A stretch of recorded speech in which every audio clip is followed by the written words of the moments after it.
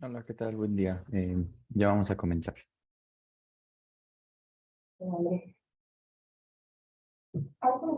Hola, ¿qué tal? Buenos días. Buenos días, doctora Lucía. Una disculpa, es que estamos aquí esperando a que justamente la mayoría de los chavos se nos conecten, pero ahora sí que nos atenemos a lo que usted diga, ¿eh? Comenzamos a la hora que quieran. Nada más me conecté y me desconecté porque como que no me veo a mí misma y normalmente me veo a mí misma, pero ustedes me ven, ¿no? Sí, sí, sí, sí. Ok. Perfecto. Bueno, Si quieren, nos cuando quedamos quieran. unos 5 minutitos más, nada más para ver si Sí, se puede conectar la gente y ya empezamos, ¿vale? perfecto. Muchas gracias. Bueno.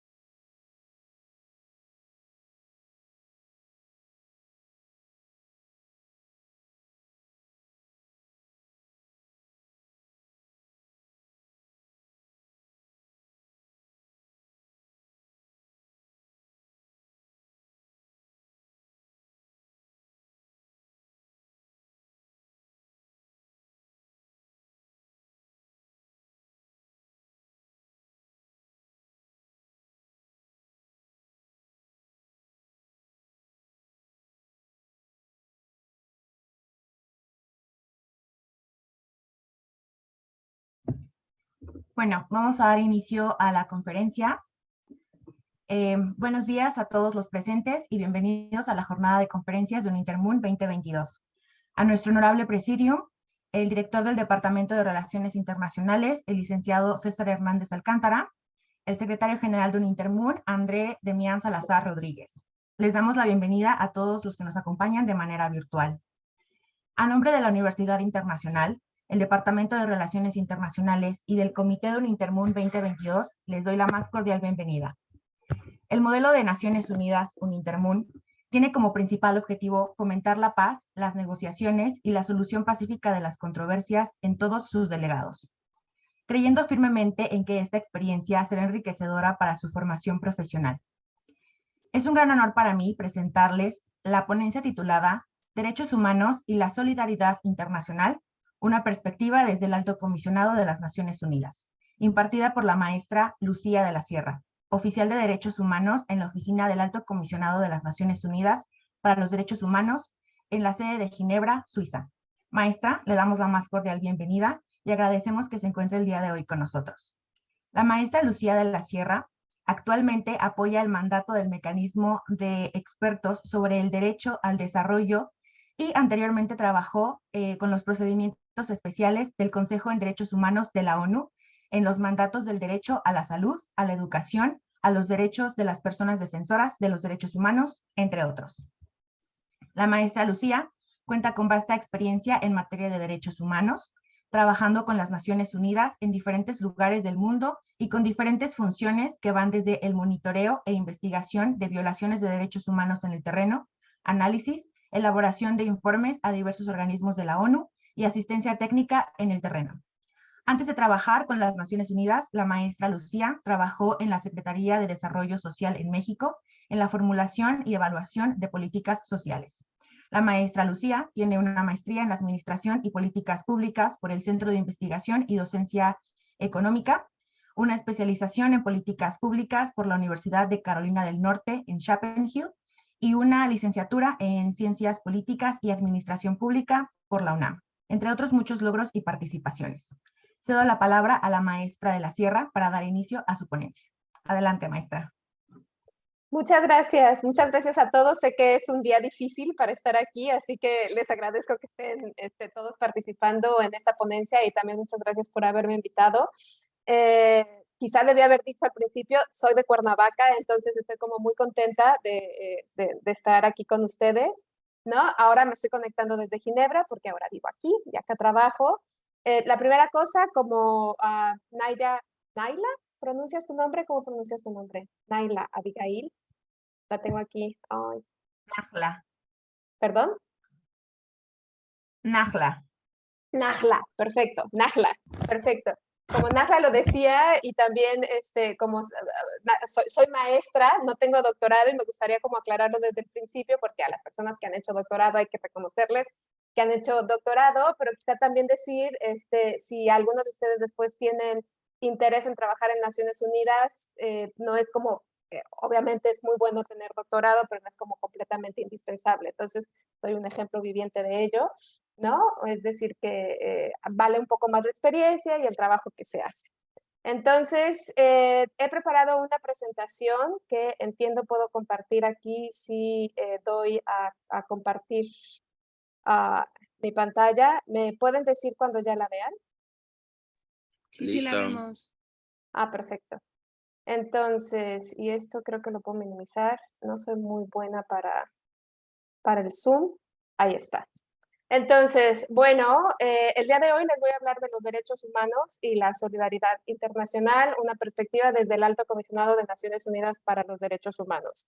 Y como sé que están ahora mismo haciendo el modelo de Naciones Unidas, me parecía como importante empezar explicando dónde se encuentra el Alto Comisionado dentro de la gran estructura de Naciones Unidas.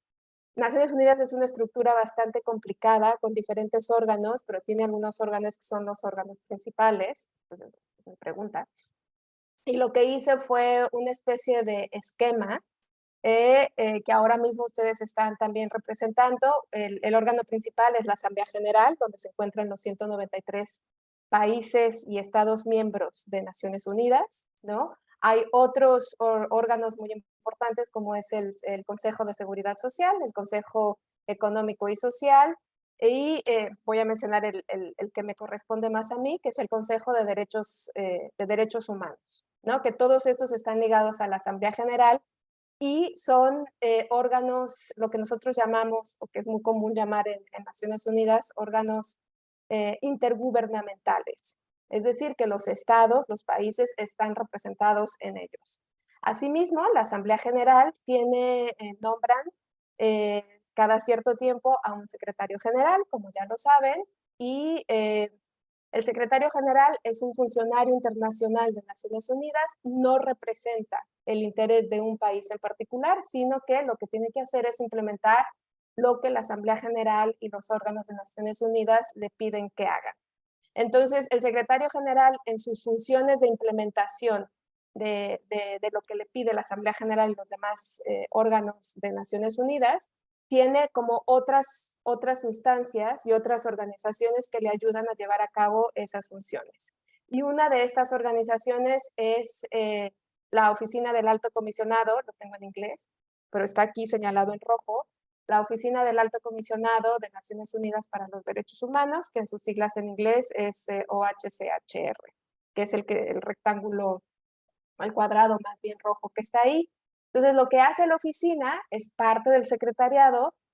Al alto comisionado normalmente lo nombra el secretario general con base en recomendaciones de la Asamblea General, y la idea es que se haga cargo de todo lo que tiene que ver con derechos humanos internacionales. Y también le da apoyo al Consejo de Derechos Humanos, que está aquí en verde, que es, como les había comentado, un órgano intergubernamental donde están representados los estados. Entonces, por un lado tenemos órganos intergubernamentales donde están presentados los estados, y cada estado pues obviamente va a defender sus propios intereses, y por otro lado tenemos a los funcionarios internacionales que trabajan en todas estas entidades, también en estas entidades, ¿no?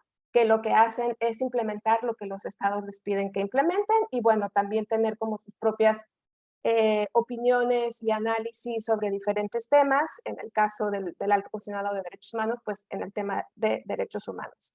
Luego hay otras agencias, programas especializadas de Naciones Unidas que no dependen del secretario general, sino que tienen sus propios órganos de gobierno. Entonces ahí tenemos al PNUD, a UNICEF, a ACNUR, FAO, ¿no? UNESCO, la OMS, PAHO, UN Women. Entonces muchas de estas que son como las que más se conocen, ¿no? Que son, cuando hablamos de Naciones Unidas, son como algunas de las organizaciones que más se conocen. Normalmente son entidades que son programas, fondos o agencias especializadas que no dependen del secretario general, sino que son un poco más independientes, más autónomas. Entonces, para sintetizar esta lámina, trabajo en la Oficina del Alto Comisionado de Derechos Humanos, que se encarga de los derechos humanos, depende del secretario general y da apoyo al Consejo de Derechos Humanos, que es un órgano intergubernamental. Aquí lo puse de otra manera, porque es tan complicado el esquema y la estructura de Naciones Unidas, que si lo vemos en la lámina anterior, se puede, o sea, yo lo entiendo mejor así personalmente con los círculos, pero a lo mejor es más fácil verlo así porque entonces ya tenemos aquí como los órganos principales: Asamblea General, el Consejo de Seguridad, el Consejo Económico Social, el Secretariado. Entonces, la Asamblea General, aquí vemos al Consejo de Derechos Humanos como órganos intergubernamentales, y dentro del Secretariado aquí está la Oficina del Alto Comisionado en círculos rojos. Lo puse de dos formas para ver de qué manera puede ser, cada quien lo puede ver como, lo puede como mejor entender con dos esquemas diferentes, ¿no? Después, si tienen preguntas, obviamente las puedo responder como vayan saliendo. Bueno, entonces, habiendo explicado esto, dónde me ubico, la pregunta que queríamos responder en esta presentación es: ¿qué son los derechos humanos y cómo se vinculan con la solidaridad internacional? Entonces voy a explicar qué son los derechos humanos. Voy a empezar con un conocimiento bastante básico. No estoy segura qué tanto tengan conocimiento de derechos humanos, pero voy a empezar como desde lo básico, y bueno, ya después podemos entrar en más detalles. Si tienen preguntas, con mucho gusto podemos abundar. Entonces, los derechos humanos, desde una perspectiva filosófica, no como más académica, son valores éticos que componen la dignidad humana propia de todas las personas desde que nacen. Todas las personas cuando nacen tienen derecho a realizar su dignidad humana y no importa, no puede haber distinción de religión, raza, edad, sexo, condición social, pensamiento, ningún tipo de otra distinción, sino todos los seres humanos cuando nacen tienen derecho a esta dignidad humana. Entonces, esta es como la parte más filosófica de los derechos humanos y tienen antecedentes en instrumentos legales, ¿no? Aquí estoy poniendo algunos en esta lámina también, por ejemplo, en Inglaterra, desde 1215, había unos instrumentos que defendían los derechos, que daban, se referían a los derechos humanos, en Estados Unidos también, desde 1787, en Francia, con la Revolución Francesa, también en 1789, y bueno, obviamente estoy incluyendo México, que como seguramente saben, México en la Constitución Política de 1917, el lenguaje o el término o el concepto de derechos humanos no estaba allí, pero nosotros teníamos desde 1917 un concepto que era el de las garantías individuales. Y bueno, ya después se hicieron las reformas pertinentes y ahora mismo la Constitución mexicana, la que utilizamos ahora mismo, se habla de los derechos humanos y sus garantías. ¿Por qué? Porque derechos humanos es como el lenguaje que ahora se utiliza a nivel internacional. Entonces, de lo que voy a hablar también son de los derechos humanos internacionales. Por un lado está esta idea como filosófica de lo que deberían ser o de lo que son los derechos humanos, pero en términos concretos, cómo se traducen estos derechos humanos, ¿no? Entonces, lo que pasó, como saben también, esto fue con la creación de Naciones Unidas en 1945, cuando termina la Segunda Guerra Mundial. Los países se unen y dicen, bueno, esto no puede seguir pasando, no nos podemos seguir atacando entre nosotros, necesitamos una organización donde estén todos los países y podamos asegurar la paz en el mundo y que no vuelva a haber otra guerra mundial. Y entonces forman las Naciones Unidas, con una carta de las Naciones Unidas que ya desde 1945, en su artículo primero, habla de derechos humanos y dice que las Naciones Unidas tiene como objetivo el desarrollo y estímulo del respeto a los derechos humanos y las libertades fundamentales de todos y todas, sin hacer distinción por motivos de raza, sexo, idioma o religión. Entonces, ya desde que se crean las Naciones Unidas hay un entendimiento y se plasma en un documento internacional la idea de derechos humanos. Y después, unos años más tarde, en 1948, se adopta, la Declaración Universal de Derechos Humanos. Y esto es el órgano, es el instrumento más importante. Cada vez que hablamos de derechos humanos, es el instrumento más importante, es la Declaración Universal de Derechos Humanos, ¿no? Entonces estoy poniendo aquí algunas de las ideas más importantes. Es que los derechos humanos son iguales e inalienables para todas las personas de la familia humana. Todos los seres humanos nacen en igualdad de dignidad y derechos, y todas las personas tienen todos los derechos que están proclamados en esa declaración, y no se debe hacer distinción de ningún tipo, por color, sexo, idioma, religión, opinión, de ningún tipo. Entonces, ya en esta declaración, en 1948, es donde se establece más la idea de derechos humanos a nivel internacional. Sin embargo, no, todavía no. Entonces, los derechos humanos internacionales son garantías legales universales que protegen a las personas y grupos de personas contra acciones o omisiones que interfieren con sus libertades fundamentales, sus derechos y su dignidad humana. ¿Por qué? Porque entonces sí, tenemos esos derechos, pero, o sea, nada más tenemos los derechos y nadie los va a proteger, o sea, de qué van estos derechos, ¿no? O sea, cómo se realizan, cómo yo puedo asegurarme que mi derecho se va a realizar y se va a proteger. Entonces, la idea de un derecho significa que tiene que haber una parte, otra parte que evite que el derecho no se realice, ¿no? Entonces, estamos hablando de garantías legales. Entra un poco el concepto de instrumento legal. No es nada más ya la parte más filosófica de, ¿no? de dignidad humana, que es un principio también de derechos humanos, por cierto, pero no, hay más una cosa, ¿cómo lo voy a concretizar? ¿Cómo lo voy a hacer valer? ¿No?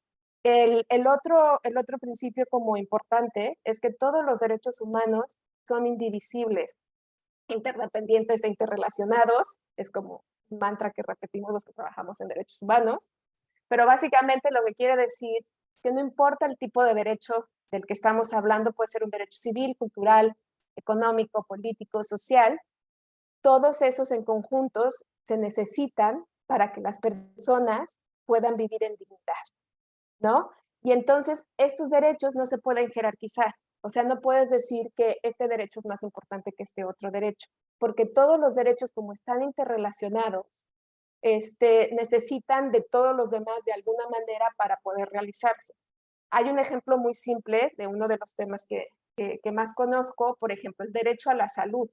Entonces, el derecho a la salud, si no tienes derecho a la alimentación o derecho al agua, por ejemplo, o derecho al medio ambiente limpio y sano y sustentable, pues no se puede realizar. ¿Cómo vas a tener un derecho a la salud si no tienes acceso a la alimentación, ¿no? A los alimentos necesarios para que tengas una buena salud, digamos, ¿no?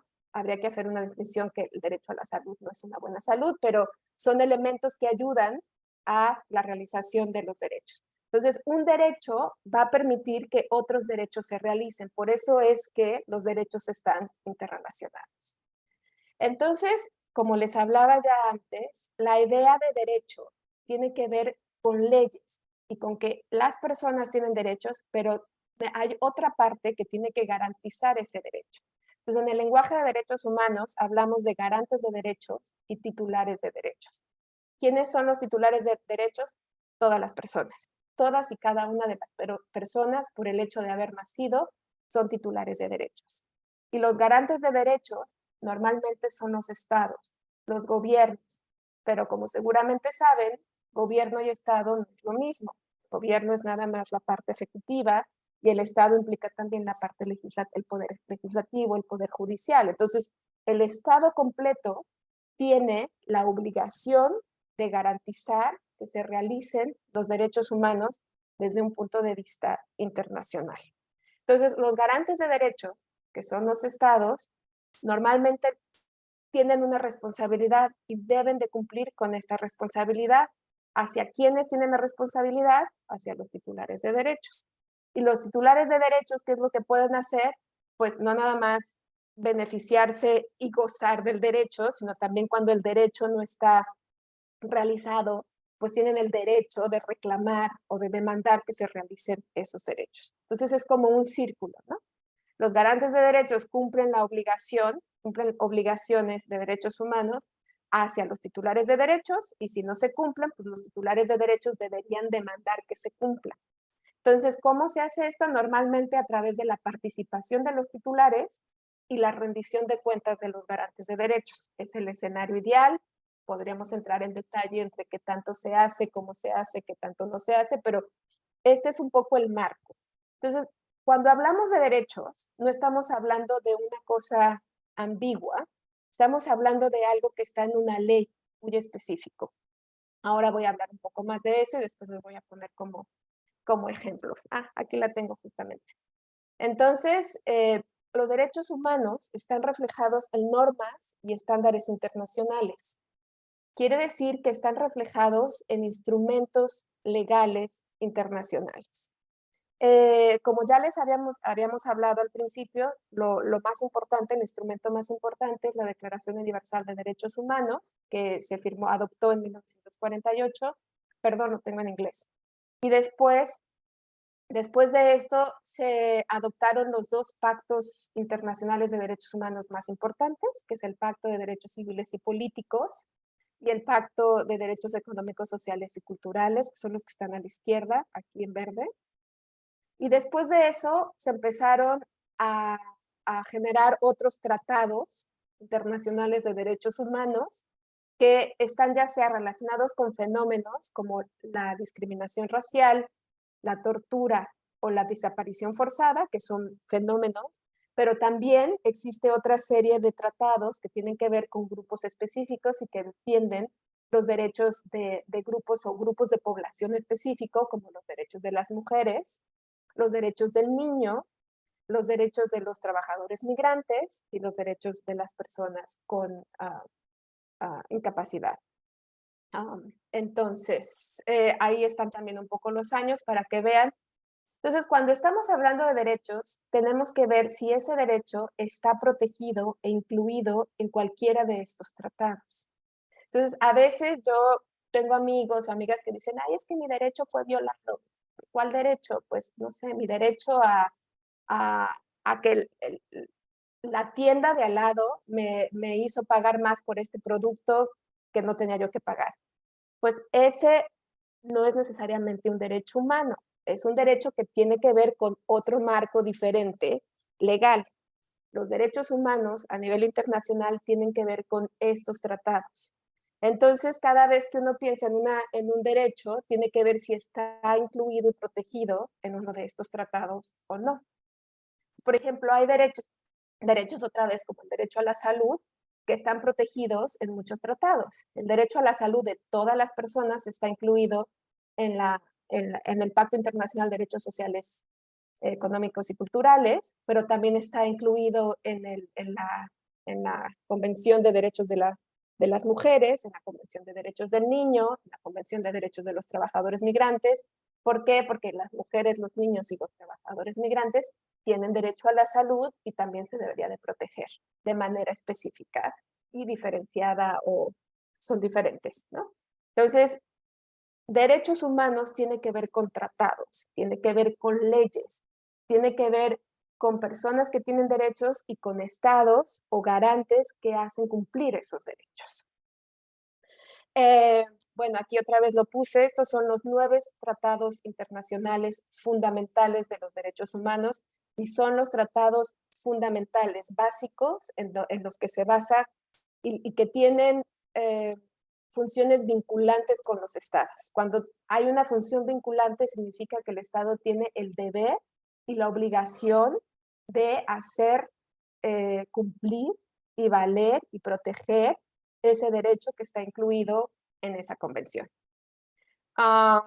También lo puse en inglés, perdón, no me dio tiempo de traducir. Aquí es lo que acabo de decir, ¿no? Que tienen los derechos humanos tienen responsabilidades vinculantes hacia los estados y que los estados tienen la obligación de respetar y asegurar que los derechos humanos sean garantizados bajo el derecho internacional, ¿no? También cada vez se reconoce un poco más que hay actores no estatales que también tienen obligaciones, o más que obligaciones, responsabilidades, que es como un rango un poquito menor, de derechos humanos. Por ejemplo, las empresas, ¿no? Las empresas también tienen responsabilidades de derechos humanos. Y organizaciones internacionales, por ejemplo, también, ¿no? Incluida la ONU. La ONU también tiene la obligación de respetar los derechos humanos. Entonces, les he hablado de los 9 tratados internacionales que son los más importantes, los básicos de los derechos humanos, pero en general, el marco de derechos humanos internacional tiene un poco más de 100 tratados, declaraciones, lineamientos, recomendaciones y principios que todo en general marca los estándares. ¿Cuál es la diferencia? La diferencia es que los 9 tratados imponen obligaciones vinculantes a los estados y todo lo demás, una declaración, por ejemplo, unos lineamientos, unas recomendaciones, no son más que eso, recomendaciones, lineamientos que los estados pueden elegir o no realizar o cumplir. Pero las obligaciones de los tratados internacionales sí que las tienen que cumplir. Ahora, las tienen que cumplir si firmaron el tratado. Pues no todos los estados han firmado todos los tratados. Por ejemplo, la convención que tiene más ratificaciones, más firmas de todos los estados que dicen, sí, yo me propongo, o sea, yo me pongo ahí porque creo en ese tratado, es el Tratado de los Derechos del Niño. Ay, perdón, me puse a ver el chat, creo que ya lo vieron. Bueno, entonces, ahora no sé cómo irme para atrás. Un momentito. Ups, perdón. Bien, estaba aquí. Y ahora voy a hablar de la solidaridad internacional. Entonces, ¿cuál es el vínculo entre la solidaridad internacional y los derechos humanos?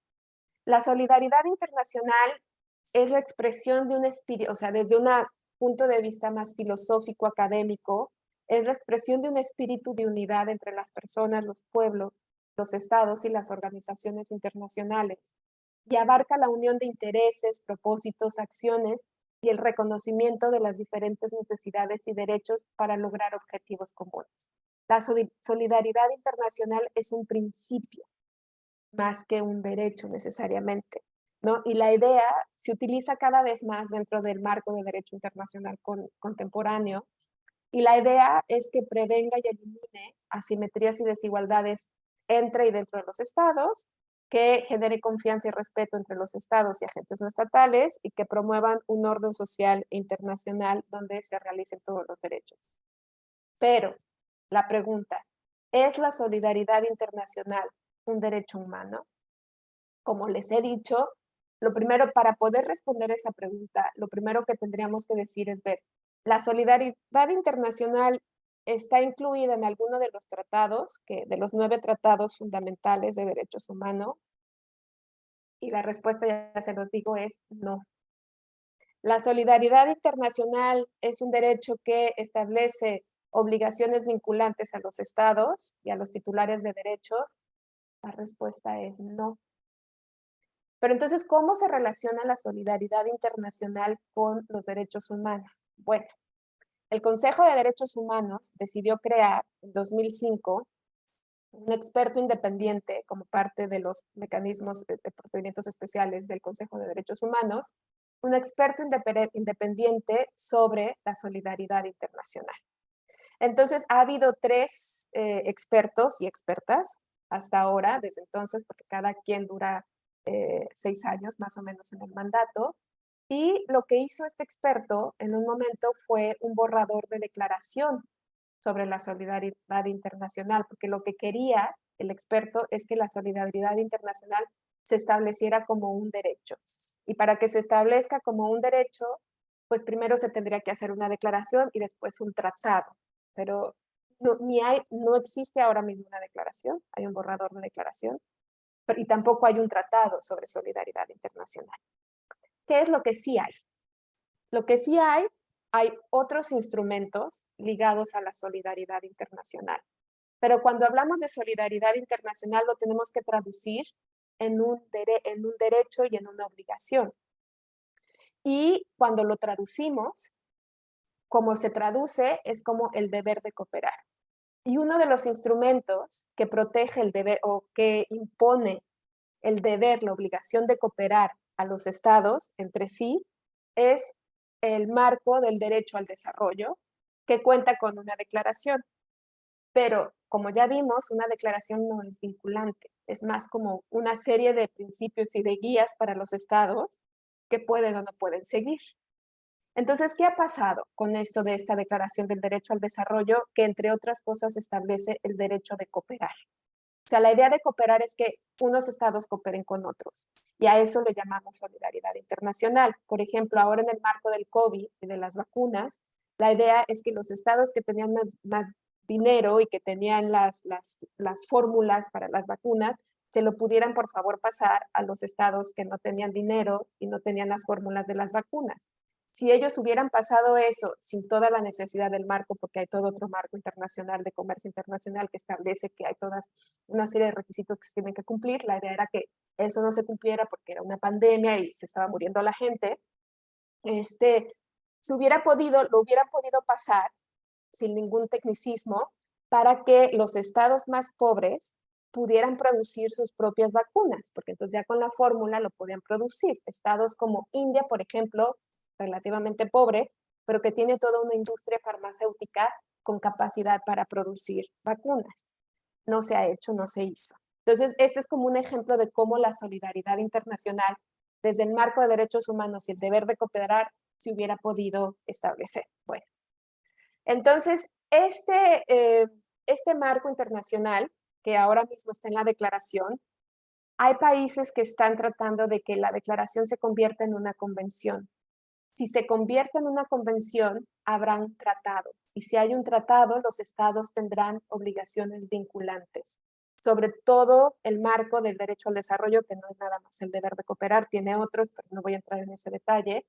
Pero si la convención se adopta, se aprueba y se adopta, entonces establecería obligaciones vinculantes a los estados. No se ha adoptado, está en discusión. Hay un grupo de trabajo en este momento. Cuando digo grupo de trabajo, son representantes de los países que se reúnen una vez al año y empiezan a conversar el texto de la convención y negocian. Pero las negociaciones son tardadas, ¿no? Y van desde esta coma no va ahí, porque si le pones una coma le cambia todo el sentido.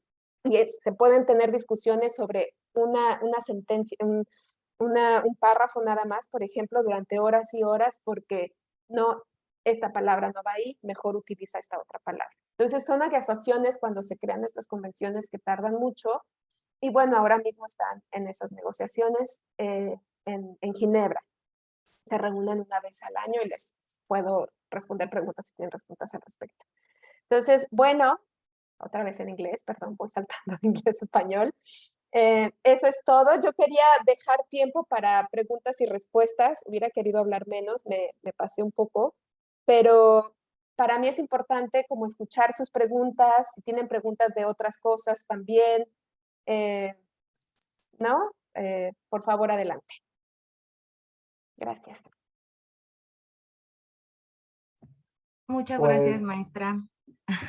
Si alguien tiene alguna pregunta, lo puede escribir en el chat o levantar la mano en Zoom. tengo que levantar la mano yo. Yo sí tengo una pregunta más que nada personal, maestra.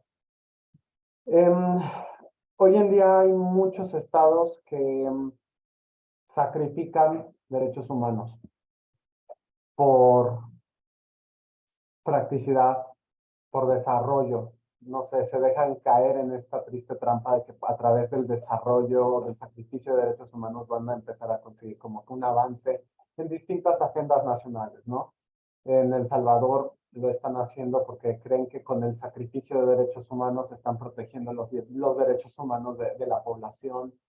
Tenemos en Afganistán un régimen talibán que, bueno, ya desde que menciono talibán, yo creo que talibán es excluyente a derechos humanos. ¿Qué opinión tiene de esto, maestra? Finalmente, pues estamos hablando de derechos humanos, solidaridad, etcétera, pero bueno, hay países que están bastante lejos de estos conceptos, ¿no? Muchas gracias.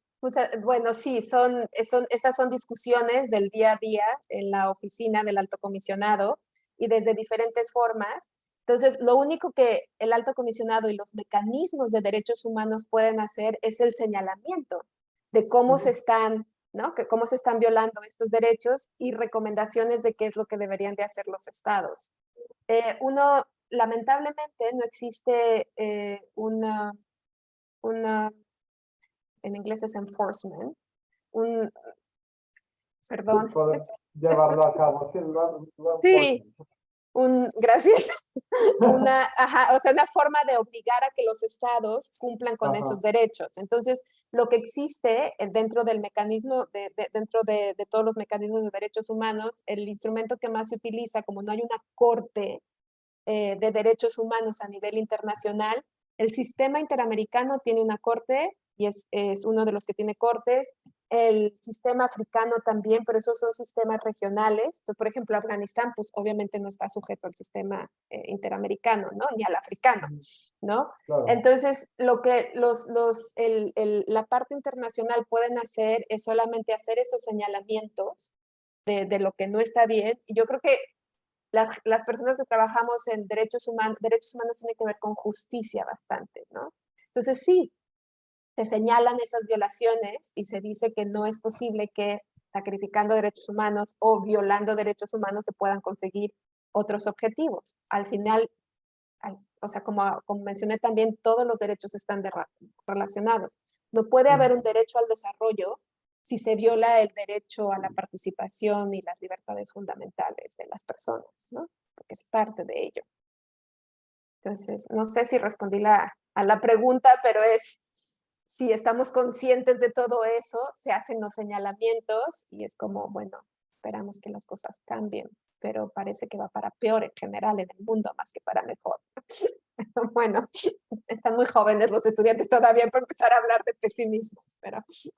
¿no? No, por supuesto, o sea, se agradece mucho eso porque finalmente lo que hacemos en las aulas justamente es hablar que los derechos humanos, soberanía, ponemos los casos, pero ustedes son personas que están directamente relacionadas, que están metidas completamente en estas cuestiones y bueno, poder escucharlo de su propia boca, ¿no? Todo lo que se puede decir al respecto de estos casos es igual de valioso. Entonces, por supuesto que fue bastante interesante esa respuesta. Y como dice, lo vemos y parece que vamos de mal en peor. No sé, también está el tema de Qatar y justamente hoy es el partido de Exactamente. México contra Polonia y parece que vamos como en los romanos, ¿no? Que con puro trabajo esclavo construían estos monumentos y parece que fue lo mismo en Qatar. ¿Qué está pasando?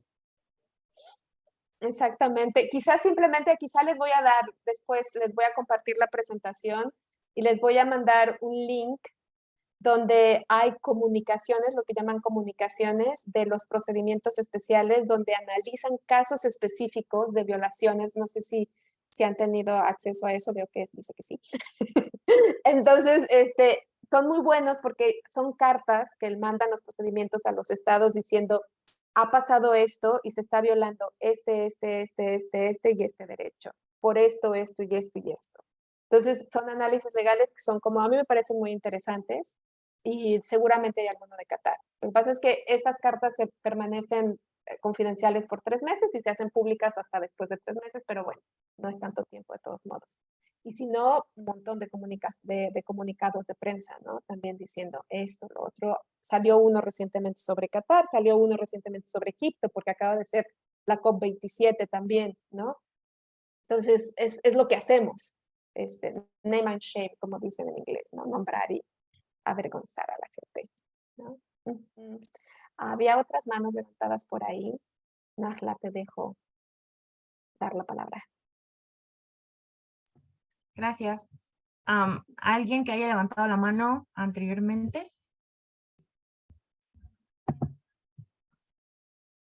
Creo que había visto a Sonia a Sonia Maldonado y a Ariana Castillo, pero después como que se echaron para atrás. Ok. Sonia, ¿alguna pregunta que tengas para la maestra?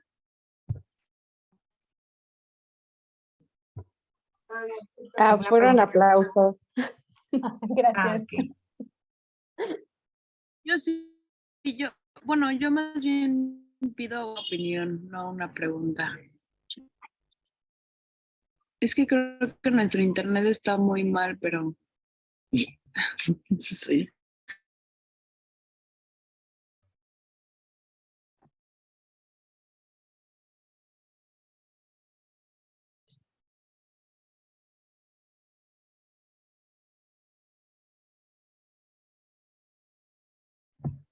Adelante, Pau. Creo que están teniendo problemas de conexión, pero bueno, ahorita yo supongo que lo van a escribir por el chat. ¿Me escuchan? Sí. Ok. Es que sí tenemos una conexión muy mala, entonces por eso apagamos la cámara para ver si pero a mí me gustaría saber si, Lucía, usted considera si si alguna vez se podrá, o en algún futuro se podrá contemplar a los derechos humanos como deberían ser, o sea, un derecho básico de todas las personas, es decir, que todos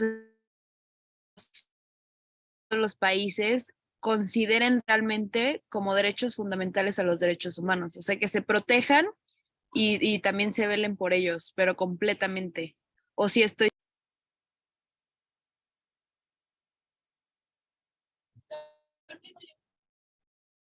Espero me hayan escuchado bien. Te escuché la parte de espero que me hayan escuchado bien y sí pienso que en algún momento todos los derechos humanos se van a cumplir y se van a velar en todos los países. ¿Es así? Sí, sí, sí. Es una pregunta muy interesante y yo creo que tiende al optimismo, yo más bien tiendo al pesimismo. Eh, para que un Estado proteja los derechos que están contenidos en un tratado, primero tiene que firmar y ratificar el tratado. Y hay muchos países que no han ratificado ciertos tratados. Entonces, conozco muy bien el derecho a la salud, por eso estoy poniendo bastantes ejemplos del derecho a la salud y porque el derecho al desarrollo no tiene una convención que también conozco bastante bien. Pero el ejemplo que quiero poner es, Estados Unidos no ha ratificado el Pacto Internacional de Derechos Económicos, Sociales y Culturales y es el único que no ha ratificado la Convención de los Derechos del Niño, por ejemplo. Y hay algunas teorías que dicen que no lo han hecho porque no reconocen el derecho a la salud como un derecho, ¿no? Estados Unidos lo ve como un servicio. O sea, no es algo, no es algo a lo que la gente tiene derecho y que el Estado tiene que garantizar. Al contrario, las personas tienen que pagar, o sea, es un servicio que ya sea el Estado o los privados o proveedores privados tienen que dar. Y entonces ellos lo ven como un servicio que las personas tienen que pagar y no como un derecho. Y eso es una diferencia bastante clave. Entonces, yo no creo, por ejemplo, que Estados Unidos va a firmar firmó pero no ratificó, que va a ratificar en algún momento el Pacto Internacional de Derechos Económicos, Sociales y Culturales, precisamente por el derecho a la salud. Hay otro ejemplo, el derecho de los trabajadores de las personas migrantes no ha sido ratificado por muchos países desarrollados, europeos. ¿Por qué? Porque si lo ratifican, entonces se comprometen a garantizar los derechos de las personas trabajadoras migrantes. Y no lo ven así, no quieren comprometerse a eso, ¿no? Entonces, a lo más que podemos aspirar es que a los estados que han ratificado esos pactos, que por favor protejan los derechos que existen en esos pactos. Entonces, México es uno de ellos. Creo que México ha ratificado todos los tratados internacionales. Si entiendo bien, tendría que verificar esa información. Pero entonces, habría que pedirle a México y al Estado mexicano que proteja y vele por todos los derechos que ha ratificado. Y sin embargo, siguen existiendo también en nuestro país derechos que no están siendo realizados. Porque tiene que ver con muchas cosas, tiene que ver un poco con voluntad política, pero tiene también que ver con recursos, tiene que ver con personal, ¿no? Que lo haga viable, tiene que ver con participación, con que las personas demanden que se cumplan sus derechos, tiene que ver con los jueces y con todo el poder judicial, ¿no? O sea, que cuando les llegue un caso, los jueces digan, esta es una violación de derechos humanos, ¿no? Entonces, tiene que ver con una serie de factores. Entonces, yo creo que lo que podemos hacer es esos estados que han ratificado esos tratados traten lo más posible de protegerlos. Estamos muy lejos de ello, entonces yo no creo que voy a vivir para ver un mundo donde todos los derechos de todas las personas sean realizados en todo el mundo, la verdad. Pero gracias por la pregunta. Gracias, maestra. Milene había levantado la mano. Sí, pero era algo similar a lo que preguntó Paulina. Gracias. Ok, ¿alguien más? Bueno, yo tengo una pregunta y es sobre, en nuestro modelo de Naciones Unidas se tiene aperturada la comisión de ACNUR y también en AGP se tiene algo un poco similar sobre los refugiados. A mí me gustaría saber qué tanto, digo, en su momento cuando se creó el tratado para el estatus de los refugiados, pues fue casi después de la Segunda Guerra Mundial, ¿no? O sea, era como que un contexto muy diferente y como que sí se tenía un poco de prioridad proteger a ese sector, pero ahora se ve un poco diferente el panorama. ¿Qué tanto actualmente se priorizan los derechos humanos de los refugiados? Muchas gracias por esa pregunta. Yo creo que es importante porque el marco jurídico que protege los derechos de los refugiados es diferente al marco jurídico de los derechos humanos, ¿no? Hay una cosa que se ha establecido ya, es que los derechos humanos se aplican en todo momento. Pero lo que tendríamos que ver es justamente a lo que te has referido, es al marco jurídico, al marco legal de los refugiados. Y yo creo que, personalmente, yo sí creo que, a lo mejor lo estoy viendo muy optimistamente, nunca he trabajado con ACNUR, pero yo creo que ACNUR está haciendo un trabajo bastante bueno en tratar que los refugiados tengan acceso a esos derechos. ¿Y qué es básicamente lo que se está haciendo? No es, se interponen un poco derechos humanos, pero parte del trabajo de ACNUR es que esas personas que están, bueno, son así, se les llama buscadores de asilo, ¿no? Y después ya es que tengan, también están todas las personas que ni siquiera tienen papeles, que son los stateless, y es que les den papeles primero cuando llegan a un país, que se les dé un papel para que con ese papel puedan tener acceso a los derechos. Ajá. Entonces yo creo que ACNUR sí está haciendo un buen trabajo y está en los países donde existen más refugiados. Ahora, hay que diferenciar entre refugiados y migrantes. ¿Ah? Los refugiados son las personas que son expulsadas de sus países por cuestiones políticas, por cuestiones de guerra, por cuestiones diferentes, ¿no? Y que no pueden vivir en sus países. Y los migrantes también a veces son expulsados de sus países, pero no necesariamente corren un peligro cuando regresan a su país, un peligro de muerte. ¿Ah? Entonces, ahí con los migrantes tenemos también un marco internacional diferente. El marco de derechos humanos protege los derechos de todos ellos y básicamente lo que dice es que todas las personas, independientemente de que sean migrantes, tengan papeles, no tengan papeles, solo por el simple hecho de haber nacido, tienen derecho a derechos humanos y el Estado les debería de garantizar esos derechos. Por ejemplo, una persona que no tiene papel debería de poder ir al hospital y tener atención de salud. Siempre recurro a los ejemplos de salud que, como les he comentado, son los que más conozco, pero ya podríamos entrar en discusión si una persona sin papeles tiene derecho a voto. Normalmente no tiene derecho a voto, ¿no? Pero eso es otro marco diferente, pero hay ciertos derechos básicos indispensables que el Estado tendría que garantizar para todas las personas independientemente del estatus político que tengan. Pero la pregunta que has hecho yo creo que es importante porque son dos marcos legales internacionales importantes, el de refugiados y el de derechos humanos, y hay que ver cómo se juega con los dos y cómo se aplica en cada caso. Entonces, como caso por caso, ¿no?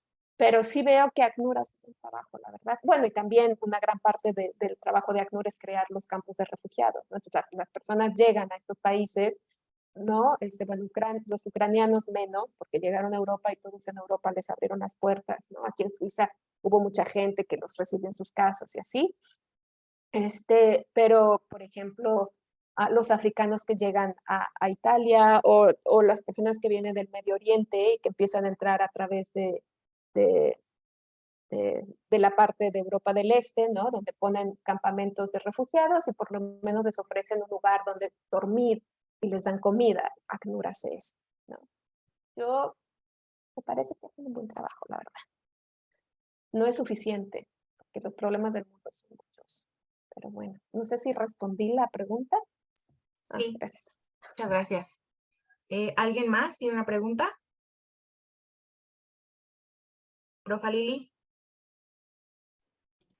Sí, muchas gracias, maestra, por la conferencia. La verdad es que el tema de derechos humanos es un tema que me gusta mucho, me apasiona mucho. Para usted, ¿cuál sería el reto que hoy día tenemos en materia de derechos humanos justamente en este contexto internacional en México, ¿no? También, sobre todo en México, que sin duda, y siempre se los digo a mis alumnos, ¿no? Creo que nuestra Carta Magna rescata y garantiza todos los derechos humanos que están plasmados en la Carta de Derechos Humanos, pero que muchas veces el mismo Estado no tiene la capacidad para hacerlos respetar. Entonces, ¿cuál sería este reto, sobre todo en el contexto mexicano, pero también internacional en materia de derechos humanos? Es una pregunta muy complicada. Muchas gracias. Yo creo que ahí viene la opinión de cada quien y cómo ve cada quien los derechos humanos. A mí me parece muy preocupante en tema de derechos humanos todo lo que tiene que ver con la seguridad nacional y cómo se ha venido manejando en México, ¿no? Ha habido muchos llamamientos de la Oficina de Alto Comisionado en México y de otros mecanismos sobre otro tipo de cuestiones en México que tiene que ver con las desapariciones forzadas y, por ejemplo, con el feminicidio también, ¿no?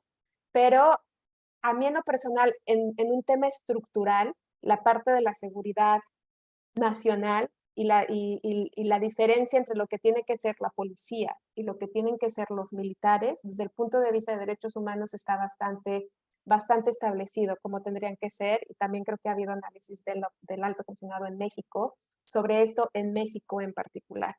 Entonces, la policía tendría que depender solamente del Ejecutivo, o sea, los militares no tendrían que tener funciones de policía de combate al crimen, por ejemplo, ¿no? Y los militares tendrían que estar dedicados a la seguridad nacional, nada más. Pero en este momento se empieza a hacer una mezcolanza entre los dos, entonces las funciones se mezclan y no hay una claridad de cómo hacer que estas entidades respeten los derechos humanos de las personas en estos dos marcos. Con base en eso, que para mí en México ha venido sucediendo, que a mí me parece importante, más allá de las desapariciones forzadas, del feminicidio, que también me parece como temas graves, yo creo que el reto en el mundo es asegurar una estructura que garantice los derechos humanos. Entonces, una estructura en los estados que pueda garantizar los derechos humanos. Y para ello se necesitan un gobierno fuerte que pueda dar los servicios y el acceso a derechos, ¿no? Cuando le corresponde, se necesita un poder judicial independiente que pueda decir cuando las cosas no están bien y están mal y exigir a los otros poderes que cumplan con sus responsabilidades, y un legislativo también fuerte que dé las leyes y elabore las leyes que son necesarias para hacer cumplir todo eso. Entonces, más allá de un tema en particular, yo creo que si hay una estructura independiente con un balance de poderes realmente independientes que logre proteger, y con instituciones independientes, ¿no? La Comisión Nacional de Derechos Humanos, que es completamente independiente, que por cierto en México es bastante fuerte, es la comisión en el mundo que más dinero recibe por parte del Estado, ¿no? O sea, que tengan independencia, que tengan recursos para poder hacer su trabajo y entonces señalar cuando las cosas se están haciendo mal. Entonces yo creo que cuando hay una estructura adentro de los estados que nos permita proteger los derechos humanos, hay mucha más facilidad, o las condiciones están dadas para que los derechos humanos se protejan, los estados lo protejan y los titulares de derechos puedan realizar esos derechos. No sé si respondí la pregunta, pero más o menos. ¿Sí? Muchas gracias, maestra. Vamos con la última pregunta. Ariana, por favor. Gracias. Yo nada más quería mencionar y también hacer una pregunta a la licenciada. Yo también, al igual que usted, soy un poco pesimista en este tema y estoy muy consciente de que las relaciones internacionales son relaciones de poder y muchas veces hay estados cooptados, ¿no? Alrededor de esto. Más que nada, mi pregunta es como individualmente, ¿cuál sería nuestra labor desde nuestra trinchera? Sin tener, o sea, teniendo en cuenta también cómo está el sistema en el Estado, de derechos humanos, pero ¿qué podemos hacer nosotros para mejorar en este tema? O sea, estar informados o cómo iría. Gracias. Muchas gracias. Me parece una pregunta muy importante y yo creo que todos tenemos una responsabilidad para la realización y protección de los derechos humanos y eso empieza por saber cuáles son los derechos, ¿no? Entonces, el conocimiento es que lo acabas de mencionar, ibas haciendo la pregunta y yo la iba respondiendo en mi cabeza. Lo primero que hay que saber es cuáles son los derechos y cuáles son nuestros derechos y de qué manera los podemos reclamar cuando estos no se están cumpliendo. Cuáles son las entidades a las que podemos recurrir cuando no hay una realización o cuando hay una violación de derechos humanos, ¿no? La violación de derechos humanos tiene que ver cuando el Estado hace alguna actividad o cuando cualquier otro agente hace una actividad que obstaculiza la realización del derecho, que daña el derecho, pero también cuando hay omisiones. Una omisión es cuando no se hace lo que se debe de hacer. Entonces, si uno sabe cuáles son los derechos y cuáles son los mecanismos que existen para poder reclamar esos derechos, ahí empieza todo y empezar a educar a la gente, ¿no? A los que tenemos alrededor, pero también hacer la diferencia, no todo lo que pasa en la vida es un derecho humano, ¿no? Creo que no recuerdo si lo mencioné, todo lo que tiene que ver con los derechos del consumidor, porque me vendieron un producto que no era, eso no es un derecho humano, es un derecho que tiene que ver con los derechos del consumidor. Incluso, por ejemplo, vuelvo al tema del derecho a la salud, los derechos de los pacientes. Algunos derechos pueden traducirse en una violación del derecho a la salud, otros no. Entonces, si uno tiene conocimiento de ello, y yo no hablé de cuáles son los mecanismos a los que se puede recurrir para hacer valer los derechos, pero eso sería como otra, no sé si lo estudian ustedes, pero en México, bueno, o sea, se tienen como que ir agotando todas las instancias cuando tienes un reclamo de derechos, ¿no? Entonces, una instancia muy simple, que está a la mano de todos ustedes, son los medios sociales, ¿no? Nada más denunciar y hacer público que existe una situación que no está acorde con los derechos humanos, yo creo que ya es una herramienta a la que todo el mundo puede recurrir. Ahora, para hacerlo valer desde un punto de vista jurídico, pues hay instancias, ¿no? Entonces están las comisiones de derechos humanos de los estados. Primero yo creo que es que no sé cuáles son ahora mismo,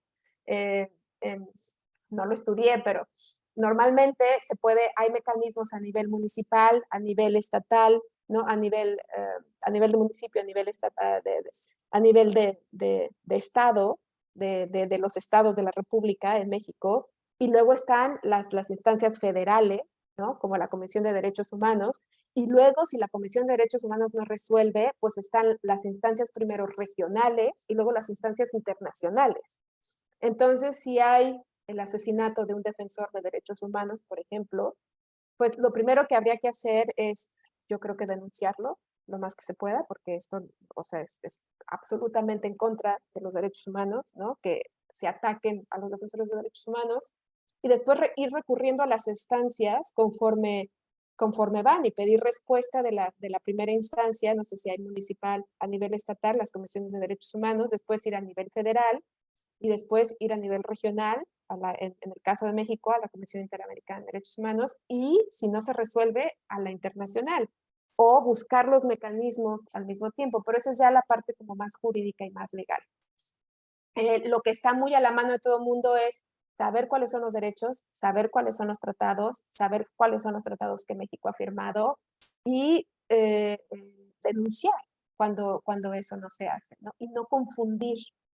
Hay que estar muy claros en no confundir cuáles son los derechos humanos de otros derechos que existen y que están protegidos por otros marcos jurídicos, es lo que yo diría. Gracias.